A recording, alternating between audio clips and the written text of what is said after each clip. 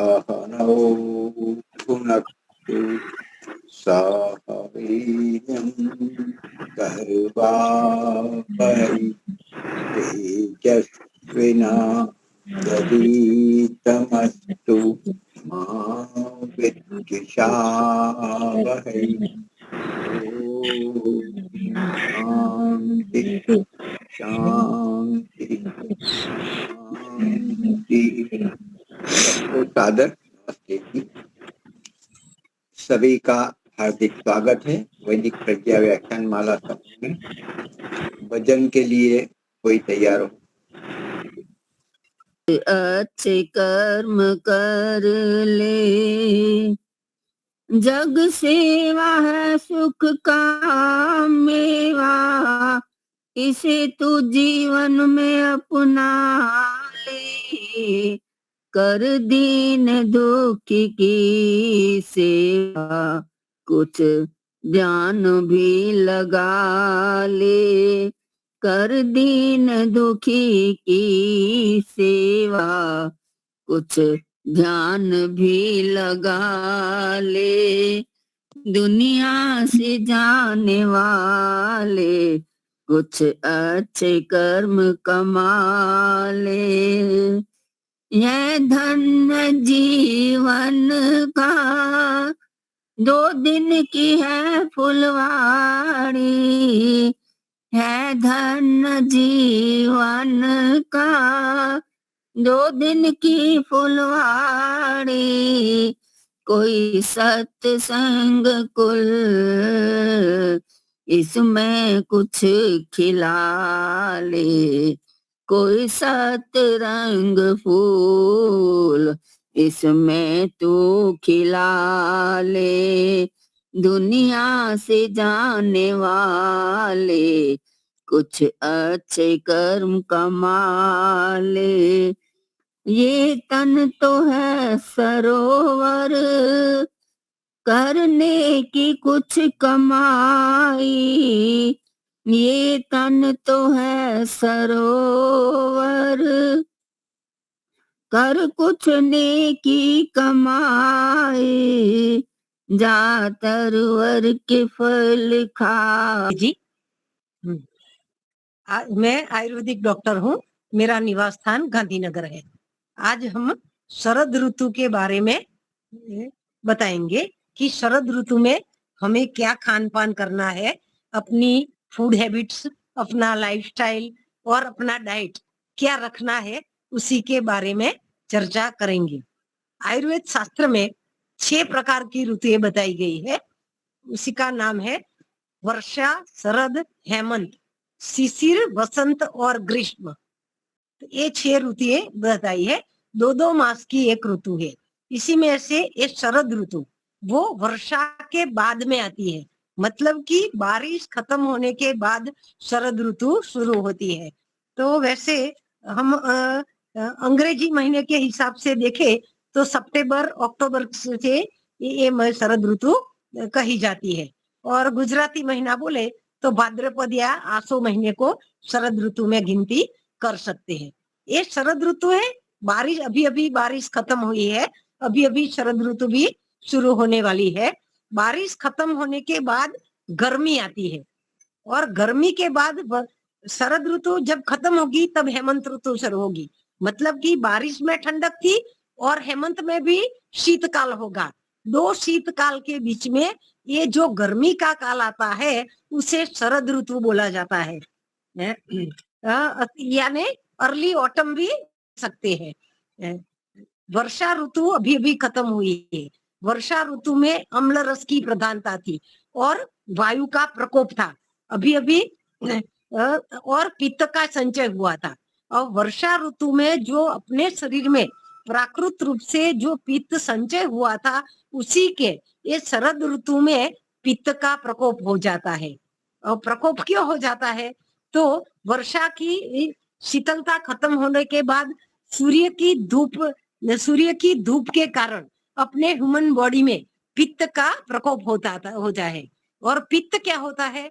तो अपने शरीर में 3 दोष बताए गए हैं, वात, पित्त और कफ। इसी में से जो पित्त दोष है वो जल और अग्नि महाभूत की प्रधानता से ये पित्त दोष अपने शरीर में उत्पन्न होता है। और पित्त दोष का सबसे निकट का संबंध, सबसे क्लोज संबंध रक्त के साथ है। रक्त यानी कि ब्लड, तो वो पित्त और रक्त की पित्त दूषित होने के, पित्त प्रकोपित होने से वो रक्त की बीमारियां ज्यादा हो जाती है। इस ऋतु में पित्त बढ़ने से वॉमिटिंग, चक्कर, शरीर में दाह होना, नेत्र में दाह होना, हाथ पैर में जलन होना, खट्टे डकार आना, वायरल इन्फेक्शन होना, ज्वर यानी कि फीवर, पित्त ये वही पित्त प्रधान व्याधि है, फीवर आ जाना, कई प्रकार के इन्फेक्शन हो जाने, ये सब बीमारियां शरद ऋतु में होती है। 6 ऋतुओं में सबसे हानिकारक शरद ऋतु मानी गई है, क्योंकि वैदिक शास्त्र में भी एक श्लोक कहीं पर मैंने पढ़ा था कि पश्चिम शरद शतम, जीवेम शरद शतम, श्रृणुयाम शरद शतम, प्रब्रवाम शरद शतम। आगे तो मुझे आता नहीं है। ऐसे कि शरद ऋतु, ये श्लोक शायद ये मंत्र आशीर्वाद देने के लिए दिया जाता है कि भाई कोई किसी को हम आशीर्वाद देते हैं शुभ अवसर पर या तो उसके जन्मदिन पर, तो ये मंत्र से दिया जाता है। इसी में दूसरी कोई ऋतु का वर्णन नहीं है, लेकिन शरद ऋतु का वर्णन है। जीवे में शरद शतम, मतलब कि 100 शरद ऋतु तक जिए। तो शरद ऋतु रोगों की माता है, रोगाणाम शारदी माता। शरद ऋतु सबसे हानिकारक है, शरद ऋतु में सबसे ज्यादा बीमारियां फैल जाती है।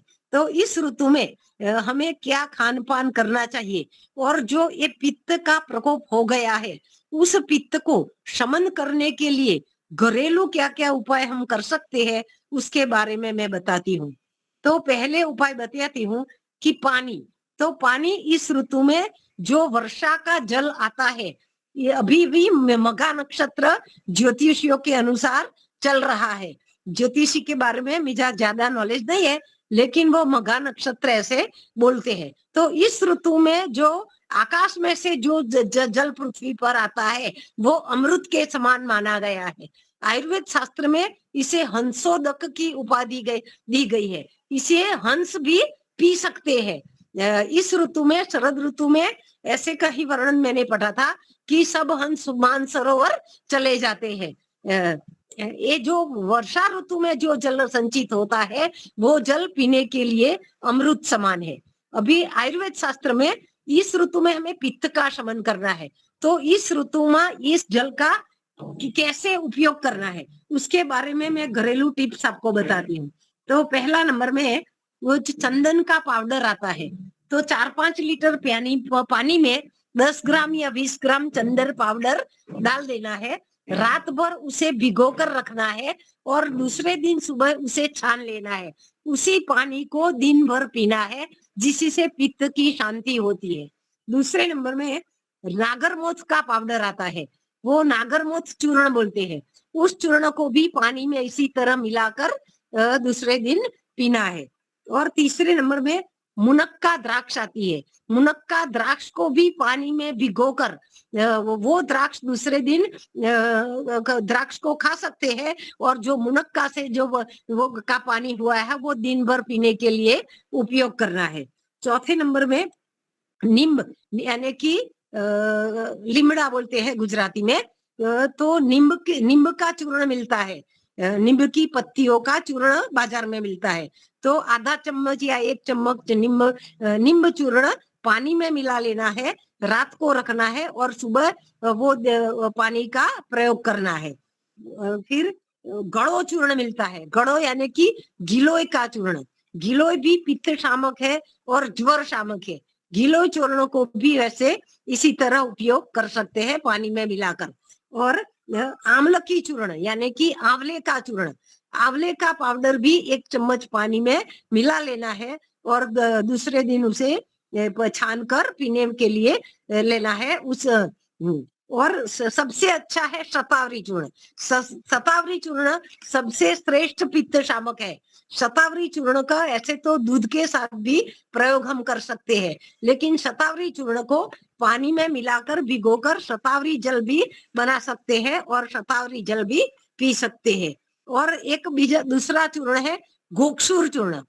आयुर्वेद शास्त्र में गोक्षूर चूर्ण वैसे तो किडनी की डिसीज में ज्यादा उपयोगी बताया है, लेकिन इसी में भी पित्त में जो पित्त रक्त में मिलता है और रक्त जो दूषित होता है तो वो दूषित हुआ रक्त किडनी में शोधन के लिए जाता है। इसीलिए किडनी के लिए भी ये गोक्षुर चूर्ण चरक सूत्रस्थान अध्याय 70 में गोक्षुर मूत्रकृच्छानिल हरणाम श्रेष्ठ, यूरिनरी ट्रैक्ट के सब डिसऑर्डर्स होते हैं, उसी में गोक्षुर का चूर्ण सबसे श्रेष्ठ माना गया है। इसीलिए गोक्षुर जल भी पी सकते हैं। इसीलिए पित्त को शमन करने के लिए ये सब उपाय बताए, लेकिन सब उपाय साथ में करने का नहीं है। इसी में से कोई भी एक उपाय आप कर लो तो चलेगा। इसीलिए मैंने ये 6-7 छोटे छोटे उपाय दिखा दिए। अभी शरद ऋतु में हमें क्या खाना चाहिए? तो शरद ऋतु ऐसे तो पित्त का प्रकोप होता है, वर्षा में जो संचित हुआ था पित्त उसी का प्रकोप होता है, और इस ऋतु में वायु का शमन होता है। तो इसी ऋतु में आयुर्वेद शास्त्र में 6 प्रकार के रस बताए गए हैं, मधुर, अम्ल, लवण, कटु, तिक्त और कषाय। इनमें से मधुर, तिक्त और कषाय ये तीनों रस पित्त शामक बताए गए हैं। मधुर यानी कि स्वीट रस, तिक्त यानी कि कड़वा रस, यहाँ तिक्त का अर्थ कड़वा लेना है, मधुर, तिक्त और कषाय रस। और कषाय रस यानी कि जो आंवले का होता है, हरड़े का होता है, वो कषाय रस। इन 3 रसों वाले भोजन का हमें सेवन करना है। इनके सेवन करने से हमारे शरीर में पित्त की शांति होगी। और जो अम्ल रस है, लवण रस है, और जो कटु, कटु यानी कि यहाँ तीखा इसका मीनिंग होता है, ये 3 रसों का सेवन कम करना है। इस ऋतु में नमक भी कम खाना है, तीखा तला हुआ भोजन की भी कम खाना है, और लवण और कटु और तीखा भी कम खाना है। लेकिन इस ऋतु में हमें बिटर टेस्ट की प्रधानता रखती है, कड़वा रस का उपयोग ज्यादा करना है। मतलब कि इस ऋतु में हमें हफ्ते में 2 या 3 बार करेले की सब्जी खानी चाहिए। करेले की सब्जी को तेल में नहीं बनाना चाहिए। करेले की सब्जी को जो हो सके तो गाय के घी में बनाना चाहिए, क्योंकि गोधृत भी पित्त का शमन करता है। इस ऋतु में मूंगफली का तेल, सरसों का तेल, सूरजमुखी का तेल, कपासिया का तेल, इन सब तेलों को भी निषेध है। इन सब तेलों भी उष्ण होते हैं, ये भी पित्त का प्रकोप करते हैं। इसीलिए इन 2 माह में जो सब्जी बनानी हो तो हमें इसी में गाय का घी का प्रयोग तड़का लगाने के लिए करना चाहिए। इसी में सबसे करेले की सब्जी सबसे बेस्ट है। और दूसरी सबसे पहले हम सब्जियों की चर्चा कर लेते, तो परवल की सब्जी भी इस ऋतु में खा सकते हैं। परवल भी पित्त शामक बताया है। दूसरा एक यानी कुष्मांड शब्द आयुर्वेद में बताया है। संस्कृत में कुष्मांड बोलते हैं, उसे गुजराती में कोड़ा बोलते हैं, और इंग्लिश में पम्पकिन बोलते हैं। और पम्पकिन की भी सब्जी इस ऋतु में खाने के लिए आयुर्वेद शास्त्र में वाग्भट ने बताया है। और इस ऋतु में कच्चे केले की भी सब्जी खाने के लिए बताया है। और तुरई आते हैं, तुरई मिलते हैं, वो तुरई की सब्जी भी इस ऋतु में खाने को बताया है। फिर वो गुजराती में गलका बोलते हैं, ये गिलका की सब्जी भी इस ऋतु में खानी चाहिए। इस ऋतु में लौकी की सब्जी भी खानी चाहिए। वर्षा ऋतु में हमने हरे पत्तियां वाली सब्जी नहीं खाना है, ऐसा मैंने बताया था। लेकिन इस ऋतु में हरे पत्ते वाली सब्जियां खा सकते हैं। लेकिन सुश्रुत ने बताया है कि हरे पत्ते वाली सब्जियां को खाना है तो उसी को पहले पानी में उबाल कर उसको निष्पीड़ित करके, स्विन्नम निष्पीड़ित भोज्यते, उबाल करके निचोड़ करके और फिर तड़का लगा करके हरी पत्तियां वाली सब्जी खा सकते हैं। इस ऋतु में हमें ये इतनी सब्जियों का प्रयोग करना है। अभी इस ऋतु में दूध की जो वानगियां बनती है उसी का प्रयोग करना है। उसी में खीर बना सकते हैं, दूध पाक बना सकते हैं, दूध पौवा बना सकते हैं, दूध की बनी हुई चीजों में घी मक्खन ले सकते हैं। लेकिन इस ऋतु में दही और छाछ को लेना नहीं है, क्योंकि दही भी उष्ण पदार्थ है, इसीलिए दही छाछ का भी इस ऋतु में वर्ज्य है। मतलब कि दही छाछ का प्रयोग नहीं करना है, लेकिन दूध घी और मक्खन का प्रयोग इस ऋतु में ज्यादा करना है। अभी मैं बताती हूँ फलों के बारे में। तो इस ऋतु में कौन से फल खाने चाहिए? तो इस ऋतु में मुनक्का यानी कि द्राक्ष, केला, चीकू, मौसम्बी, खजूर, अंजीर, सीताफल, सिंघोड़ा, ये सब इस ऋतु में खाने वाले फल है। ये सब फल भी पित्त शामक है। ये इन फलों का हमें प्रयोग करना चाहिए। इस ऋतु में तेल का कम प्रयोग करना चाहिए। तली हुई चीजें बिल्कुल कम खानी चाहिए। और सब्जी में भी तड़के के लिए जो हो सके तब गाय के घी का, गोधृत का प्रयोग करना चाहिए। हाँ, इस ऋतु में ककड़ी, खीरा ये वो भी नहीं खाना चाहिए। हाँ, इस ऋतु में हाँ हम तेज वो गरम मसाला है, उसी में मरीच है यानी कि काली मिर्च, लवंग, तेज पत्र, इन सब का प्रयोग कम से कम करना है, क्योंकि ये सब पित्त का प्रकोप करते हैं, इसलिए। और इस ऋतु में दालों में क्या खाना चाहिए? इस ऋतु में वैसे तो द्विदल वर्ज्य है, मतलब कि दाल को वर्ज्य बताया है, लेकिन सब दाल वर्ज्य नहीं है। उड़द की दाल सबसे ज्यादा हानिकारक है इस ऋतु में, इसे उड़द की दाल बिल्कुल नहीं खानी चाहिए। इस ऋतु में मूंग की दाल, तुअर दाल या मसूर दाल का खा सकते हैं। तुअर दाल को कई कई लोग अजहर दाल भी बोलते हैं, इसीलिए ये दाल हमें खा सकते हैं। इसीलिए अभी हाँ इस ऋतु में हाँ इस ऋतु में कौन कौन से औषध हम हर रोज सेवन कर सकते हैं, तो उसी बारे में 2-3 सिंपल उपाय आपको मैं बता देती हूँ। तो पहले नंबर में है हरितकी चूर्ण। हरितकी चूर्ण को हरडे चूर्ण बोलते हैं। हरितकी पंचरसा अलवणा तुवरा परम। इस ऋतु में लवण रस नहीं खाना है, तो अलवणा है, तो इसी में लवण रस से वर्जित है। तुवरा पर मतलब कि कसाय रस इसमें प्रधान है। तो हरी चक्की चूर्ण 5 ग्राम लेना है, उसी में खड़ी साकर का चूर्ण मिला देना है, और इसी को प्रातः काल या सायंकाल किसी एक भी बार में पानी के साथ या शहद के साथ लेना है। दूसरे नंबर में इस ऋतु में शतावरी चूर्ण आता है, उसी को 1-1 चम्मच यानी कि 5 ग्राम या 2 से 3 ग्राम दूध में मिलाकर, खड़ी शक्कर मिलाकर उसे उबालकर सुबह शाम 2 बार लेने को बोला है। इसी से भी पित्तजनक जो बीमारियां है वो कम होती है। और तीसरा, आंवले का भी प्रयोग इस ऋतु में कर सकते हैं। आंवले का मुरब्बा भी खा सकते हैं, आंवले का चूर्ण भी खा सकते हैं, आंवले का जूस भी ले सकते हैं। और इस गोक्षुर चूर्ण का भी इस ऋतु में सेवन करना चाहिए, क्योंकि गोक्षुर पित्त का शोधन करने के लिए गोक्षुर भी श्रेष्ठ है, क्योंकि गोक्षुर मूत्र जनन द्रव्य है। इसीलिए गोक्षुर मूत्र के द्वारा पित्त का शरीर में से निःसरण करवा देता है, इसीलिए गोक्षुर चूर्ण का भी इस ऋतु में प्रयोग कर सकते हैं। ऐसे तो आयुर्वेद में कई सारी औषधियों का वर्णन है। नागकेसर चूर्ण का भी इस ऋतु में हमें सुबह शाम प्रयोग कर सकते हैं। लेकिन जो भी आइटम आप शहद के साथ लो, तो उसी में गर्म पानी के साथ नहीं लेना है, शहद को गर्म करके नहीं लेना है, वो ध्यान में रखना है। इस ऋतु में ज्वर की गड़ो चूर्ण का भी बहुत उपयोग करना जरूरी है। गड़ों के लिए बाजार में गिलोय चूर्ण भी मिलता है।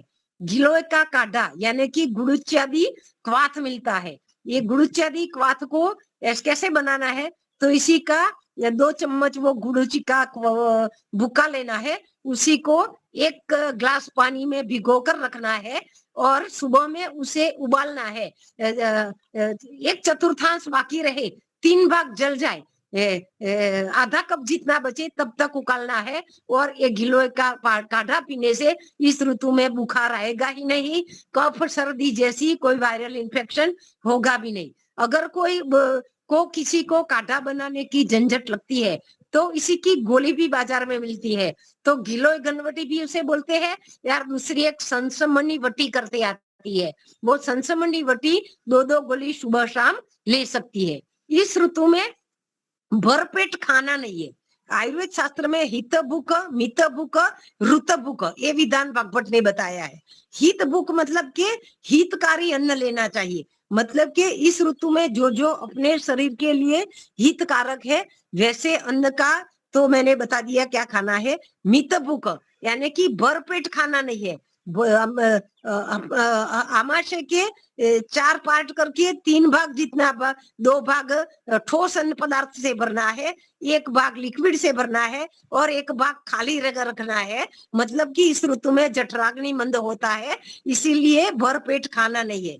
इस ऋतु में शायद व्रत उपवास वगैरह भी ज्यादा आते हैं, वो जन्माष्टमी बोलते हैं या कहीं कहीं केवड़ा त्रिजिया बोलते हैं, कहीं सामा पांचम, ऐसे कहीं हमारे ऋषि मुनियों ने लंघन का विधान बताया है। लंघन यानी कि लघु आहार लेना है। इस ऋतु में जठराग्नि भी थोड़ी मंद होती है, इसीलिए इस ऋतु में ज्यादा मिठाइयाँ, ज्यादा गुरु आहार नहीं करना है, लंघन आहार करना है। इस ऋतु में ज्यादा से ज्यादा बीमारी फीवर की होगी। फीवर में लंघन श्रेष्ठ बताया गया है। किसी भी प्रकार का बुखार हो, हॉस्पिटल में या लेबोरेटरी में जाने की जरूरत नहीं है। आप सबसे इसी ऋतु में लंघन कर लो, यानी कि फास्ट रख लो, उपवास रख लो। हो सके तो गर्म पानी पर पूरा दिन गुजार लो, गर्म पानी यानी सुखोष्ण जल पर, तो बुखार अपने आप चला जाएगा।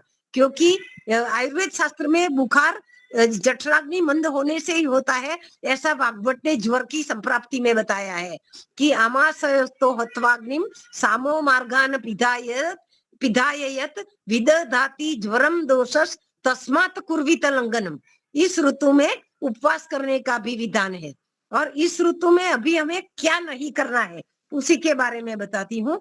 तो इस ऋतु में एक तो आतप सेवन यानी कि धूप में ज्यादा नहीं निकलना है, क्योंकि ये सूर्य की तीक्ष्ण किरणें से हमारे शरीर पर बढ़ने से पित्त का ज्यादा प्रकोप होता है, इसीलिए धूप में घूमना नहीं है। फिर सायंकाल को चंद्रमा की शीतल चांदनी में बैठने का विधान है, लेकिन बैठने का सिर्फ सायंकाल हो, रात्रि में चंद्रमा की शीतल चांदनी में इस ऋतु में बैठना नहीं है। क्योंकि रात्रि में इस ऋतु में बादलों से जाकड़ गिरता है और वो अपने शरीर में दोषों का प्रकोप करता है, इसीलिए सायंकाल को चंद्रमा की चांदनी में, शीतल चांदनी में बैठना बताया है। दिवा स्वप्न का भी इस ऋतु में निषेध है। ये दिवा स्वप्न तो यानी कि दिन में सोना सिर्फ ग्रीष्म ऋतु में बताया है, बाकी 5 ऋतु में दिन में सोना भी नहीं है। इस ऋतु में इस ऋतु में मद्यपान भी नहीं करना है। वैसे तो मद्यपान तो शरीर के आरोग्य के लिए नुकसानकारक है, इसीलिए अल्कोहल यानी कि दारू का सेवन तो वैसे करना ही नहीं है, लेकिन इस ऋतु में तो बिल्कुल नहीं करना है। इस ऋतु में वो दारू, बियर, अल्कोहल जो भी आता है वो सब हमें नुकसान करता है, इसीलिए इस ऋतु में तो बिल्कुल इसका सेवन नहीं करना चाहिए। और नॉनवेज आइटमों को भी इस ऋतु में नहीं खाना चाहिए। वैसे तो पूरे साल भर नहीं खाना चाहिए धर्मशास्त्र के सिद्धांत अनुसार, लेकिन इस ऋतु में तो नॉनवेज आइटमों को बिल्कुल नहीं खाना चाहिए, क्योंकि वो पचने में भारी होती है। उसी में वो काली मिर्च, तज, लविंग या ज्यादा पित्त प्रकोप करने वाले मसाले डाले जाते हैं, इसीलिए ऐसी आइटमों का निषेध बताया गया है। इस ऋतु में अम्ल रस, लवण रस और तिक्त रस, तीखी तली हुई चीजें, नमकीन चीजें नहीं खानी चाहिए, ऐसा आयुर्वेद शास्त्र में बताया गया है। और आयुर्वेद शास्त्र में इस ऋतु में ज्यादा से ज्यादा एक अम्लपित्त नाम का डिसीज हो जाता है। अम्लपित्त यानी कि एसिडिटी। एसिडिटी होने के क्या क्या कारण बताए गए हैं। तो पहले कारण है स्पाइसी फूड खाने से अम्लपित्त होता है। दूसरा कारण बताया है स्ट्रेसफुल सिचुएशन। पित्त का प्रकोप करने के लिए जो स्ट्रेसफुल सिचुएशन होती है वो भी बहुत जवाबदार है, क्योंकि चिंता, भय, शोक ये ऐसा करने से हमारे मन में उस स्ट्रेसफुल सिचुएशन से दोषों का प्रकोप होता है। शरीर बॉडी को जो नॉर्मल रखने वाले जो केमिकल सब्सटेंसेस है उन सब का प्रमाण बढ़ जाता है। इसीलिए स्ट्रेसफुल सिचुएशन नहीं करना चाहिए। इस ऋतु में क्रोध भी नहीं करना चाहिए। क्रोध से भी अग्नि मंद होती है और पित्त का प्रकोप हो जाता है। अति उष्ण पदार्थों का सेवन नहीं करना चाहिए एसिडिटी में। अति अम्ल रस वाले पदार्थों को सेवन से भी एसिडिटी हो जाती है। वेग धारण, मलमूत्र के वेग को धारण करने से भी एसिडिटी हो जाती है। कई कई बार मीटिंग में या कहीं हम बैठे हुए थे तो वेग का धारण कर देते हैं, लेकिन आयुर्वेद शास्त्र में 13 प्रकार के वेग बताए हैं। वात, वेण, मूत्र, क्षवत्र, क्षुधाम, निद्रा, कास, जुम्भाश्रु, छर्दी, रेतसाम, ये 13 प्रकार के रोग है। लेकिन इसमें मलमूत्र का वेग का भी निर्धारण नहीं करना चाहिए। और पित्त प्रकोपक जो सभी निदान है वो सभी अम्लपित्त नाम के रोग उत्पन्न करते हैं। और अम्लपित्त के प्रकार आयुर्वेद शास्त्र में अम्लपित्त के 2 प्रकार बताए हैं। ऊर्ध्वगामी अम्लपित्त बताया, एक और अधोगामी अम्लपित्त बताया, और दोनों के सिम्टम भी बताए गए हैं। इसमें थे 3-4 सिम्टम मैं यहाँ पर बता देती हूँ। तो ऊर्ध्वगामी जो अम्लपित्त होता है उसी में वॉमिटिंग होता है, वॉमिटिंग सेंसेशन होता है, यानी कि अम्लोद्गार होता है, खट्टे डकार आते हैं, हेडेक होता है यानी कि सिर दर्द होने लगता है, भ्रम यानी कि वर्टिगो यानी कि चक्कर आते हैं, और छाती में जलन या दाह यानी कि एपिगैस्ट्रिक रीजन में बर्निंग सेंसेशन होता है। ये सब ऊर्ध्वगामी अम्लपित्त के सिम्टम है। अभी मैं अधोगामी अम्लपित्त के सिम्टम बताती हूँ। तो उसी में तृष्णा यानी कि तृषा, तरस ज्यादा लगती है, और शरीर में दाह होता है, हाथ पग के जो तलिया है उसी में दाह होता है। अतिसार, यथेचार यानी कि डायरिया की बार बार दस्त होने लगता है, और भ्रम यानी कि चक्कर आता है, वर्टिगो होता है। ये अधोगामी अम्लपित्त के सिम्टम है। और जनरल सिम्टम जो आयुर्वेद शास्त्र में एक श्लोक बताया गया है, अविपाक क्लमोत्क्लेश, अविपाक क्लमोत्क्लेश, तीक्तम्लोद्गार गौरवैहि। अविपाक यानी भोजन का बराबर पाचन नहीं होना, यानी कि दस्त हो जाना या वॉमिटिंग हो जाना। क्लम एक शब्द बताया है। क्लम शब्द से जो बिना मेहनत किए हुए जो थकान लगती है, हम कोई श्रम वाला काम नहीं कर रहे फिर भी जो थक जाते हैं उसी को क्लम शब्द बताया है। उत्क्लेश बताया, उत्क्लेश यानी कि वॉमिटिंग सेंसेशन। तिक्त अम्ल उद्गार बताए हैं, मतलब कि खट्टे और तीखे डकार आते हैं। और गौरव ही, शरीर में गौरव यानी कि पेट भारी हो जाना, शरीर भारी हो जाना, आलस्य हो जाना, ये सब अम्लपित्त के सिम्टम बताए गए हैं। अभी अम्लपित्त की ट्रीटमेंट क्या करनी है तो इसी में मैं थोड़े औषध बता देती हूँ आपको। तो पहले एक अविपत्तिकर चूर्ण बताया गया है, इसीलिए वो अविपत्तिकर चूर्ण या साधारण मानस भी ले सकते हैं कि इसी से पित्त का शमन होता है। और अविपत्ति चूर्ण में सौंफ, जीरा, साकर, ये सब औषधों से ये बना हुआ है। और इसको 2 ग्राम सुबह और 2 ग्राम शाम को खड़ी शक्कर मिलाकर और दूध मिलाकर अविपत्तिकर चूर्ण ले सकते हैं। दूसरा शतावरी चूर्ण बताया गया है। शतावरी चूर्ण को भी 2-2 ग्राम सुबह शाम दूध में मिलाकर ले सकते हैं, इसीलिए एसिडिटी खत्म हो जाती है। शतावरी का द्रुत भी बाजार में मिलता है। शतावरी का द्रुत भी पराठे या रोटी के साथ हम ले सकते हैं। फिर शतावरी का क्षीरपाक भी बनाने का आयुर्वेद ने बताया है कि भाई 1 चम्मच शतावरी का पाउडर ले लो, 1 कप पानी ले लो, 3 कप पानी ले लो, 3 कप दूध ले लो, इन सबको मिक्स करके उबालो, और जब पानी उसी में से जल जाए तो तब जो बाकी पदार्थ रहे उसी को क्षीरपाक बोलते हैं, और शतावरी का क्षीरपाक भी ले सकते हैं। और गोलियों में सुतशेखर रस नाम की गोली बताई गई है।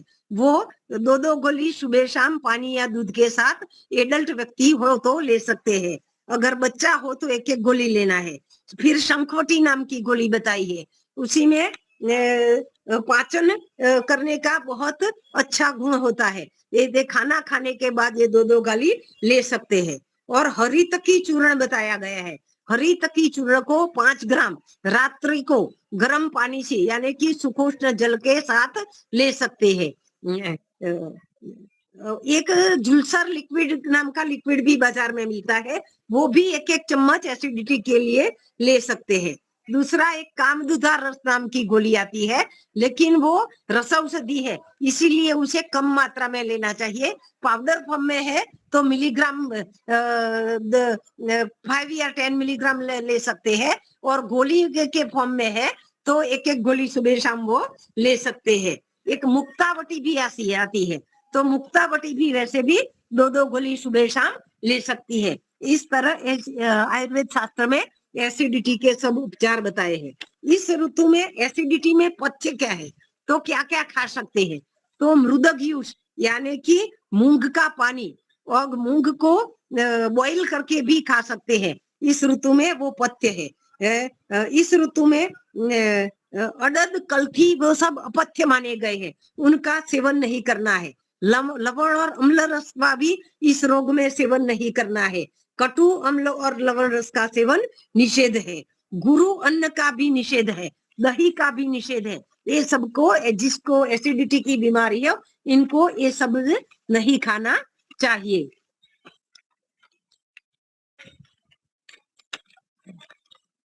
हाँ, अभी आज आप लोगों को कहीं जो क्वेश्चन हो तो पूछ सकते हैं। इतना करके मैं शरद ऋतु के बारे में, हाँ, इस ऋतु के बारे में जो कोई क्वेश्चन है तो आप लोग अभी कर सकते हैं। अभी मैं मेरा वक्तव्य यहाँ पर समाप्त करती हूँ। आप सबको मेरा प्रणाम, धन्यवाद। नमस्ते माता जी।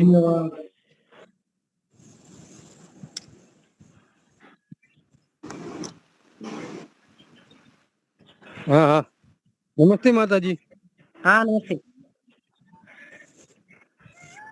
માતાજી સુગર ડાયાબિટીસ હોય તો અત્યારે કયો ખોરાક ખાવો જોઈએ? हाँ, डायबिटीज है ना, तो अभी इस ऋतु में जो कशेला होता है, रस वाले पदार्थ लेने चाहिए। इसी में वो करेला सबसे श्रेष्ठ है। करेले की सब्जी खा सकते हैं, करेले की कैप्सूल भी ले सकते हैं, गिलोय चूर्ण भी ले सकते हैं, और आहार में आप गेहूं भी ऐसे ले सकते हैं, जौ, जवार, रागी ये सब ले सकते हैं, पुराना चावल भी ले सकते हैं। धन्यवाद।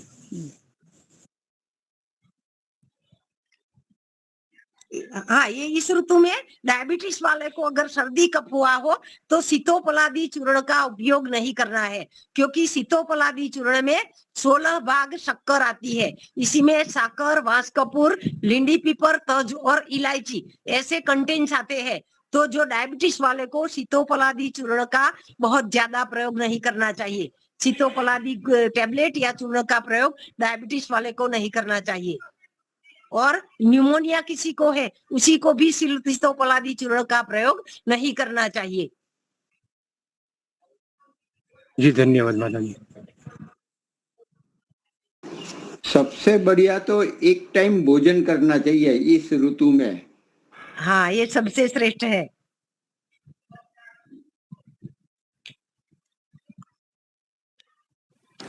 नमस्ते। हाँ, नमस्ते। हाँ, आपने जो लंघन शब्द बोला ना, हाँ, तो लंघन, हाँ हाँ हाँ, तो लंघन शब्द का मतलब उपवास होता है ना? हाँ, लंघन शब्द मतलब उपवास, यानी कि लघु आहार, यानी कि जो ममरा है, खाखरा है, या फलों का रस है, हाँ। ऐसे सब ले सकते हैं। हाँ, और मीन्स लाइट भोजन। हाँ, लघु आहार लेना चाहिए लंगन, यानी उपवास करो तो सबसे श्रेष्ठ है। बुखार आ गया कि पेट में भारीपन हो गया तो पूरे दिन सुखोष्ण जल, पूरे दिन पानी पर रहो। अगर पानी पर नहीं रह सकते तो दूध पियो आप। दूध में शक्कर या थोड़ा सा पिपली मूल चूर्ण या थोड़ा सा सूंठी चूर्ण मिलाकर ले सकते हैं।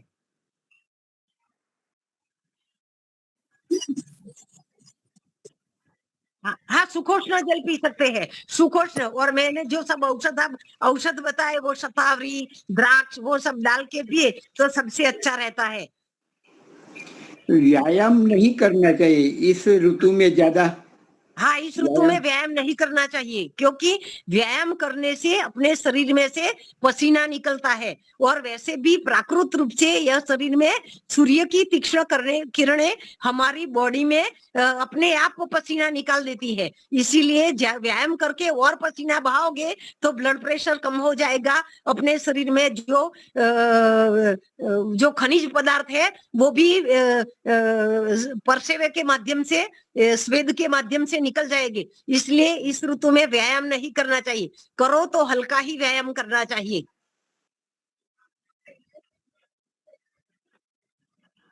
सुबह की किरणें ले सकते हैं, लेकिन बहुत 11-12 बजे के बाद नहीं ले सकते। सुबह की किरणें ले सकते हैं, क्योंकि उसमें ज्यादा गर्मी नहीं होती है। नमस्ते जी। हाँ, नमस्ते। हाँ, अपनी गैस की प्रॉब्लम है तो हाँ, गैस की प्रॉब्लम है तो सबसे अच्छा हिंगाष्टक चूर्ण आता है। हिंगाष्टक चूर्ण में क्या क्या आता है? सूंठ, मरी, पीपर, अजवायन, सिंधव, जीरू, शाहजीरू और घी में भुनी हुई हिंग और हरड़े। इन 8 पदार्थों से जो चूर्ण बनता है उसे हिंगाष्टक चूर्ण बोला जाता है। ये हिंगाष्टक चूर्ण आधी चम्मच सुबह शाम खाना खाने के बाद ले सकते हैं। दूसरे नंबर में शंखवटी 2-2 गोली सुबह शाम ले सकते हैं। तीसरे नंबर में पिपली मूल चूर्ण, यानी कि गंठोड़ा पाउडर गुजराती में बोलते हैं, पाइपर लॉन्गम इसका लैटिन नाम है। पिपली मूल चूर्ण 1 या 2 ग्राम दूध के साथ सुबह शाम ले सकते हैं। और इस ऋतु में लवण भास्कर चूर्ण भी गैस के लिए ले सकते हैं। गैस के लिए, पाचन के लिए हरड़े चूर्ण का भी एक रात को आधी चम्मच गर्म के पानी के साथ या शहद के साथ ले सकते हैं। पिपली मूल चूर्ण सबसे श्रेष्ठ है। उसका चरक सूत्र ऋषि ने बताया कि पिपली मूल दीपनीय पाचनीय आनाह शूल प्रशमना नाम, ऐसे चरक ने सूत्रस्थान 70 में लिखा है कि आनाह शूल प्रशमना नाम, गैस को दूर करने के लिए पिपली मूल चूर्ण सबसे श्रेष्ठ है। पिपली मूल चूर्ण तो वैसे भी आप घर में रख सकते हैं, सब दुखों की एक दवाई जैसा है। अगर आपको सिर दर्द होता है भी तो भी 2 ग्राम पानी के साथ ले लो, पेट में दर्द होता है तो ले लो, वॉमिटिंग होता है तो ले सकते हो, खट्टे डकार या कुछ गड़बड़ी है, चक्कर आते हैं तो भी ले सकते हो। ये कई रोगों की दवाई है, और गैस की तो सबसे श्रेष्ठ पिपली मूल चूर्ण दवाई है। और शंखवटी भी सबसे श्रेष्ठ है। चित्रकादी वटी भी ले सकते हैं, लहसुन आदि वटी भी ले सकते हैं। इसी कई सारे औषधि बताई गई है गैस के लिए।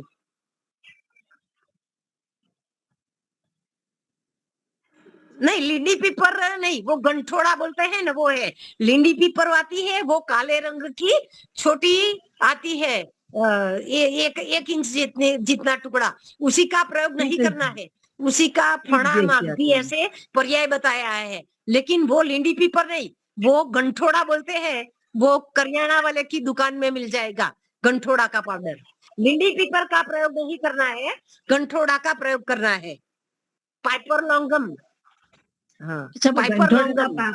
गंठोड़ा का पाउडर गुड़, घी और पानी के अंदर उबाल के पाउडर डाल के वो उकाला बना के काढ़ा बना के ले सकते हैं।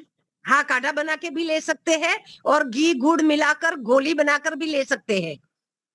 अच्छा, घी गुड़ और गंठोड़ा का पाउडर मिला लो और उसकी गोलियां बना लो, हर रोज 1 गोली सुबह शाम ले लो तो बिल्कुल गैस नहीं होगा आपने। हाँ, तो बिल्कुल नहीं लगेगा। हाँ, और ये सब बनाने की झंझट लगती है तो दूध के साथ 2-2 ग्राम पाउडर सुबह शाम ले लो तो भी गैस खत्म हो जाएगा। अच्छा, धन्यवाद जी। माता जी, गर्म पानी से किडनी के नुकसान नहीं होता है? बहुत ज्यादा गर्म पानी नहीं पीना है, सुखोष्ण जल पीने का आयुर्वेद में विधान बताया गया है।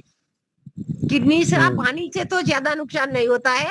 किडनी का नुकसान आप कोल्ड ड्रिंक्स वगैरह ज्यादा पीते हैं ना हम लोग, उसी से किडनी का ज्यादा नुकसान होता है। कोल्ड ड्रिंक्स लेते हैं, मद्यपान लेते हैं, बाजारू चीजें खाते हैं, उसी से किडनी को ज्यादा लोही शुद्ध करने के लिए वर्क करना पड़ता है। और किडनी का जो प्रॉब्लम है तो हाँ हाँ, किडनी स्टोन के बारे में मैं दवाई देती हूँ। पहले तो एक अश्मरी हर क्वाथ आता है, उसी को काढ़ा बना के ले सकते हैं। दूसरे नंबर में गोक्षुर आदि क्वाथ आता है, वो भी ले सकते हैं। गोक्षुर चूर्ण ले सकते हैं। सिस्टोन नाम की टेबलेट आती है, और नीरी नाम की एक सिरप और टेबलेट आती है, और केफोर नाम की भी गोलियां आती है। नीरी 2 टेबलेट सुबह, 2 टेबलेट सुबह शाम, और K4 नाम की टेबलेट आती है, और एक नीरी KFT नाम की दवाई भी आती है, वो भी सब ले सकते हैं। वो थोड़ी महंगी आती है KFT वाली दवाई।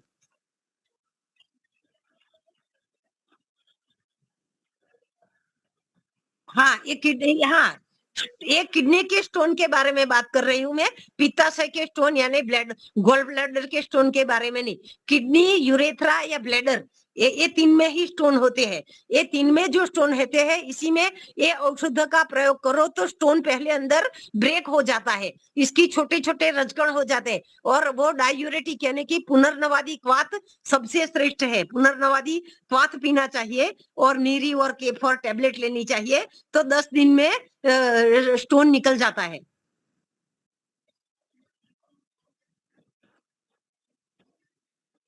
हाँ, तो शरीर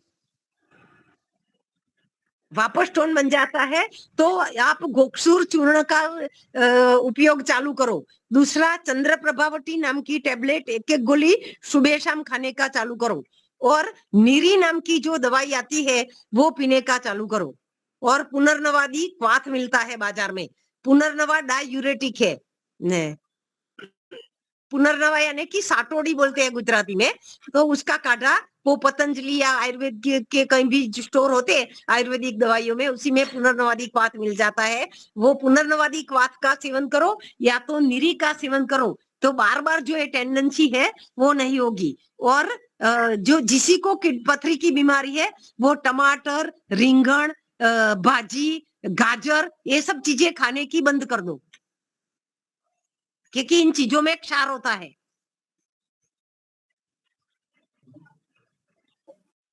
हाँ, पुनर्नवादी क्वाथ ऐसे स्वस्थ व्यक्ति भी ले सकते हैं, लेकिन हफ्ते या 15 दिन तक लेना चाहिए। सालों तक या 6 महीने तक, 12 महीने तक नहीं लेना चाहिए, क्योंकि अति सर्वत्र वर्जित, अति नहीं लेना चाहिए। 10 या 15 दिन तक ले सकते हैं। सूजन कई लोगों को सूजन रहती है बॉडी में, सूजन दूर करने का ये सबसे श्रेष्ठ उपाय है। पुनर्नवा का एक पर्याय संस्कृत में बताया है, शोथग्नि। शोथ यानी कि सूजन, એટલે यानी कि शोथग्नि पुनर्नवा का पर्याय है। सूजन उतर जाती है तुरंत, मुंह में सूजन आई है, पैरों में सूजन आई है, घुटने में सूजन आई है, तो पुनर्नवादी क्वाथ शुरू कर दो, उसी से सूजन तुरंत 1 हफ्ते में या 2 हफ्ते में कम हो जाएगी। पुनर्नवा वैसे गोली भी मिलती है, पुनर्नवा घनवटी, पुनर्नवा गुगुलू भी मिलता है। इसमें सबसे अच्छा पुनर्नवादी क्वाथ आता है, काढ़ा है, वो सबसे अच्छा है। अगर कोई काढ़ा नहीं नहीं, वो काढ़ा नहीं लेना है। बाजार में जो लिक्विड मिलता है वो नहीं लेना है। बाजार में पैकेट आता है, उसमें भुक्का मिलता है, यानी कि पाउडर फॉर्म से ज्यादा बड़ा होता है, ग्रेन्यूल्स जैसा। वो भुक्का लाना है, उसी को 2 चम्मच पाउडर लेना, भुक्का लेना है, 1 गिलास पानी में उसे भिगो देना है, और सुबह उसको उबालना है, और उसको छान के पीना है। हाँ, वो रेडीमेड काढ़ा मिलता है, वो नहीं लाने का है, नमस्ते। क्योंकि हाँ, रेडीमेड में तो प्रिजर्वेटिव आता ही है, इसलिए रेडीमेड नहीं लाना है। पुनर्नवा क्वाथ भुक्का आप दुकान पे जाके बोलोगे तो ऐसे भुक्के भी मिलते हैं आयुर्वेद प्रोडक्ट के। हाँ हाँ, ठीक है माता जी। हाँ, हाँ, स्वेलिंग में चलेगा। हाँ ठीक है। माता जी नमस्ते। हाँ, नमस्ते। यूट्रस में छाले पड़ जाते हैं तो उसको हाँ अच्छे करने के लिए क्या करना पड़ेगा?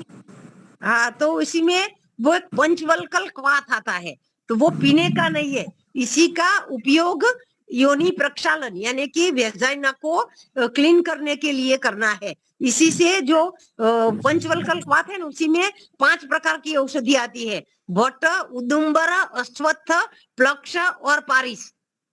ये सब संस्कृत नाम है। वट यानी कि वड की वडवाई, ये वो काढ़ा तैयार मिलता है। अश्वत्थ यानी कि पीपल के पेड़ को अश्वत्थ बोलते हैं संस्कृत में या आयुर्वेद में।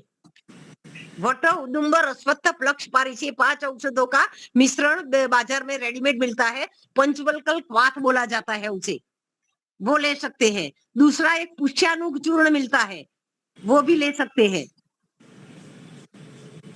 और खाने में क्या लेना है? अशोकारिष्ट भी ले सकते हैं। हाँ वो काम करेगा। हाँ, लेकिन अशोकारिष्ट जो आसवरिष्ट है वो खाने की बाद ही लेना है और पानी मिलाकर ही लेना है, बिना पानी मिलाए नहीं लेना है और खाने से पहले नहीं लेना है, क्योंकि आसवरिष्ट है तो खाना खाने के बाद ही लेना है, भोजन के पश्चात ही लेने का विधान है आयुर्वेद शास्त्र में। हाँ सही है। नमस्ते और माता खाने में जी। क्या लेना है ऐसे पेशेंट हेलो, को?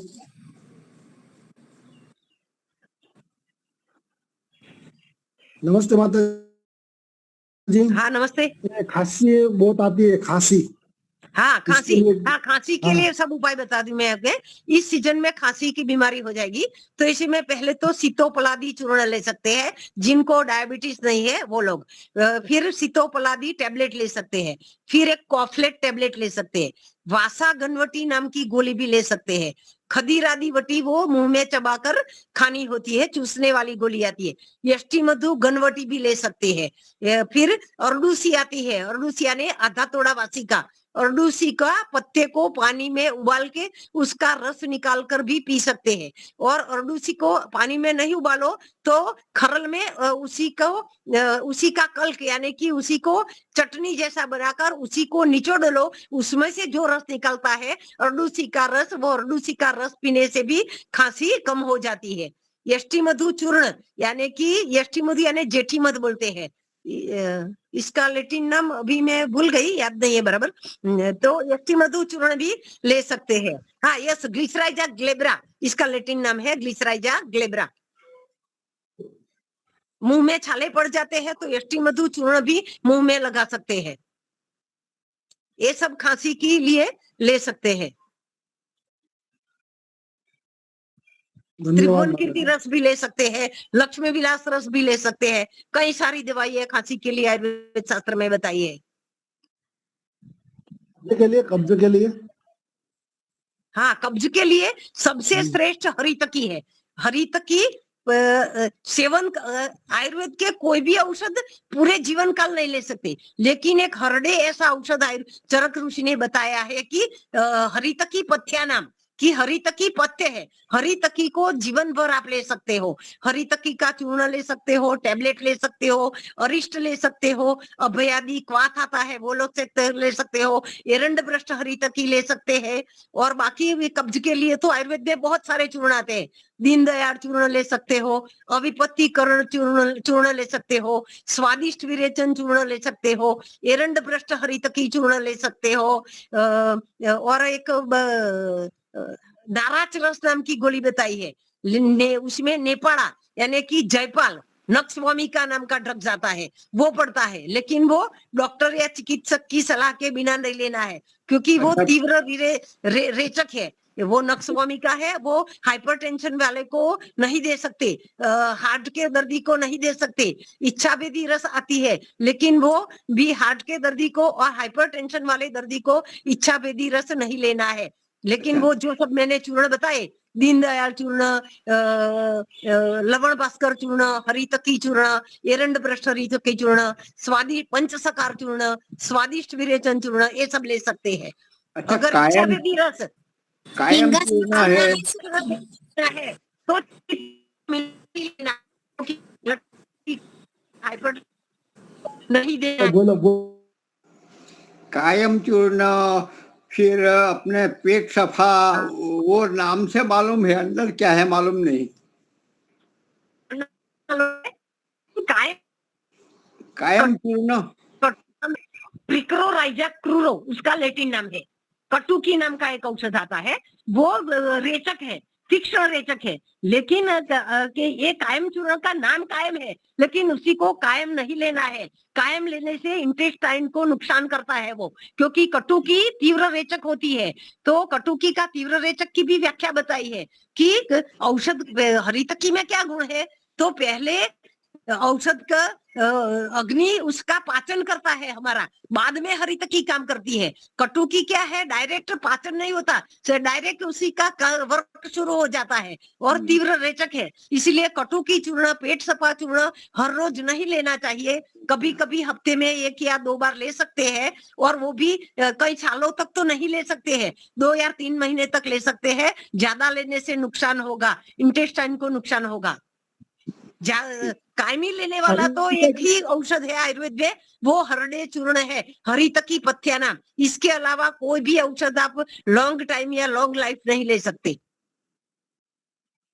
त्रिभुवन कीर्ति नाम की टेबलेट है, वो भी आप 7 या 10 दिन के ज्यादा नहीं ले सकते, क्योंकि त्रिभुवन कीर्ति में वत्सनाभ आता है। वत्सनाभ का नाम है एकोनाइटम हेट्रोफाइलम। वो वत्सनाभ विषाक्त द्रव्य है, इसीलिए वो बॉडी में सर्दी होती है तो 3 या 4 दिन या 7 दिन तक ले सकते हैं ज्यादा से ज्यादा। बाकी उसी को भी बंद करके फिर से शुरू करना है तो शुरू कर सकते हैं। में वत्सनाभ आता है। वत्सनाभ क्या है, पैरासिटामोल जैसा काम करता है, स्वेद जनन, पर शरीर में से पसीना निकल जाता है, इसीलिए इससे सर्दी और बुखार कम होता है। हरितकी चूर्ण कब ले सकते हैं? हाँ, हरितकी चूर्ण कब लेने के भी, उस समय के भी और उसका प्रभाव होता है। आप रात को लेगो हरितकी चूर्ण तो उसका रेचक प्रभाव पड़ेगा। आप हरितकी चूर्ण को रात को गर्म पानी के साथ कब्ज के लिए लेना है तो ले सकते हैं। और ऐसे भी अपने स्वास्थ्य के हरितकी को रोगों की माता बताई है कि भाई हरितकी सब रोगों की दवाई है। हरस्य भवने जाता हरिता च स्वभावतः हरते सर्व रोगांच तस्मात् प्रोक्ता हरितकी। हरितकी सर्व रोगों की माता है, हरितकी चूर्ण सब रोगों को मिटाती है। तो इसी के जो सुबह में खड़ी साकर मिला के लेने से शरीर के ऊपर रसायन प्रभाव होता है, शरीर में बल उत्पन्न होता है, भोजन का पाचन होता है और गैस की बीमारी कम होती है। तो सुबह लेने से उसी के अलग अलग प्रभाव होगा शरीर में, क्योंकि सुबह में कफ की प्रधानता होती है अपनी बॉडी में, दोपहर में पित्त की प्रधानता होती है, रात में कफ की प्रधानता होती है। और रेचक कब्ज के लिए लेना है तो रात के लगते ले सकते हैं, बाकी सुबह लेना चाहिए हरितकी चूर्ण। माताजी डायबिटीज वाला ने उपवास कराई? हाँ, डायबिटीज वाले को उपवास कर सकते हैं, लेकिन उसी को बिल्कुल भोजन 3 दिन या 4 दिन या 7 दिन तक बंद नहीं करना, क्योंकि ऐसे 3, 4, 5 दिन बंद करेंगे ना तो उसी को हाइपोग्लाइसेमिया हो जाएगा, शुगर की ज्यादा कमी हो जाएगी, तो चक्कर आने लगेगी। तो डायबिटीज वाले को हल्का आहार लेके उपवास करना चाहिए। ममरा ले सकते हैं, यानी कि वो मोरैया मिलता है, वो राजगरा मिलता है, ऐसी जो सुपाच्य आइटम है वो लेकर के उपवास करना चाहिए। और दूध पीते रहना चाहिए, दूध या जूस कुछ भी लेते रहना चाहिए। जी माताजी, धन्यवाद। संतरे का रस या मौसम्बी का रस या कुछ भी लिक्विड डायबिटीज वाले को लेकर ही उपवास करना चाहिए। जी धन्यवाद। यूट्रस में छाले हैं तो खाना क्या खाना चाहिए? क्या सुनाई नहीं दिया, फिर से बोलो तो जरा। यूट्रस होता है ना, हाँ, तो यूट्रस में छाले पड़ जाते हैं तो खाना क्या खाना चाहिए? तीखी तली हुई चीजें नहीं खानी चाहिए, नॉनवेज आइटम नहीं खाने चाहिए। सिंपल आहार ऐसे मूंग की दाल की खिचड़ी है, मूंग दाल है, मूंग की सब्जी है, फिर गेहूं खा सकते हैं, जौ मकाई बाजरा ये सब खा सकते हैं। हाँ हाँ। और हिंगाष्टक चूर्ण कब्जियत में खा सकते हैं। हाँ, कब्जियत में खा सकते हैं। रात को 1 चम्मच गर्म पानी के साथ ले सकते हैं। हाँ ठीक है, धन्यवाद हाँ, धन्यवाद। माता जी। बहुत बहुत धन्यवाद। समय भी हो चुका है और आप रिटायर्ड हुए ही नहीं, सारी की सारी बात बिल्कुल मगज में वैसे की वैसी है। हमें बिना फीस के इतना सारा वस्तुएं लाभ आप दे रहे हैं। आप बहुत बड़ा पुण्य का काम कर रहे हैं। आपको खूब खूब धन्यवाद, आभार। हम आपको याद बहुत बहुत करते ही धन्यवाद रहेंगे, माता जी। 6 दिन के बाद भी करते रहेंगे। और आप हमें लाभ देते हैं, बहुत बहुत धन्यवाद। धन्यवाद माता जी, धन्यवाद। करवाइए है अपने आप भाई साहब। सबका भी स्वास्थ्य अच्छा रहे, ऐसी मैं प्रभु से कामना करती हूँ कि दवाइयाँ की जरूरत नहीं पड़े। हाँ जी, हाँ जी, आपका मार्गदर्शन व्यक्तिगत भी हम लेते रहेंगे और यहाँ भी आपको बुलाते रहेंगे, जरूर जरूर। हाँ, हाँ, संधि हाँ। पाठ करते हैं। ओम ओम शांतिरंतरिक्षं शांति शांति, पृथ्वी पृथ्वी शांति, रापः शांति, औषधयः औषधयः शांति, वनस्पतयः शांतिर्, विश्वे देवा देवा शांतिर्, ब्रह्म ब्रह्म शांति शांतिर्, सर्वं शांति। शांतिरेव शांति शांतिः सामा शांतिरेधि। शांतिरेधि, ओम शांति शांति। शांतिः शांतिः। सबको सादर सादर नमस्ते। नमस्ते। कल मिलते हैं। बहुत बहुत धन्यवाद। धन्यवाद।